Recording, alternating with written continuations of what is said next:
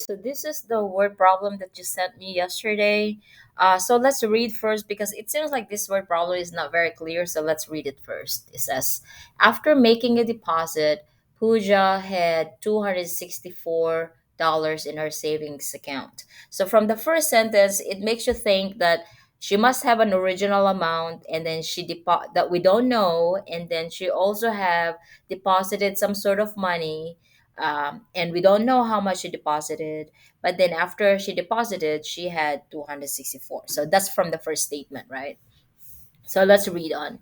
She noticed that if she added $26 to the original amount in the account and doubled that, the original and the $26, she would get the new amount. So this new amount we also do not know. I'm thinking maybe this new amount is the 264. So that's why it seems like there's so many variables in here. So that's why I said it's not very clear. Okay, so now once we have read the problem, let's introduce all the variables, all the values that we probably do not know at this point. Okay, so let's read again.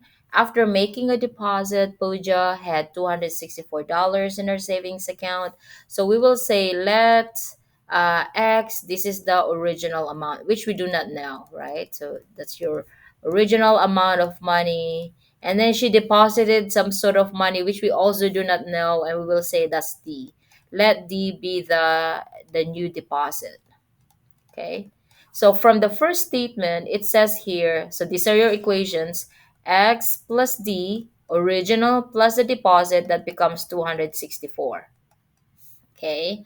Now, on the second statement, it says she noticed that if she added $26 to the original amount, so your original amount, you add $26, and then you double that sum. So this is a sum, and you double this, you multiply all of that by two, it will be equal to the new amount. So this new amount is the one that's not clear. What is this new amount? Is this the 264? Is that the new amount? Since there's no other value that's given, we will still, let's assume that that is 264. Okay. So that is why I said it's not very clear. Okay. So at this point, we are just solving this problem as if the new amount is equal to 264. Okay. So now you have two equations and you have two variables. Now, equation number one have two variables. Equation number two only has one variable. So therefore, you can really just solve for equation number two, right? So now let's distribute that, solving for equation number two. We distribute the 2, so you have 2x plus 52 equals 264. Then we subtract 52 on both sides. Okay, so now you have 2x is equal to 200. What is 260? 204, 212. Yes.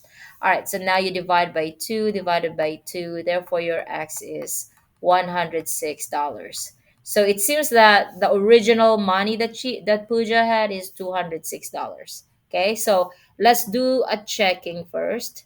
Okay, now do we know how much the deposit? We don't really know the deposit at this point, but let's check. From the second statement, it says that if she added 26, so if your original amount is 106, and then she added $26 to that, and then you double that amount, is this going to be equal to the new amount of 264? Well, let's do the checking. 2 times 106 plus 26 is 132 equals 264. 2 times 132 is 264. So indeed, 264 is equal to 64. So 106 must be the original amount. Now, is there a question of how much you deposited? No, it's not really being asked. You can solve for it by substituting 106 from equation number two. So it's up to you. But at this point, the actual question is just the original amount. If you have a secondary question wherein it says how much is the deposit, then you use equation number one to solve for that. Okay.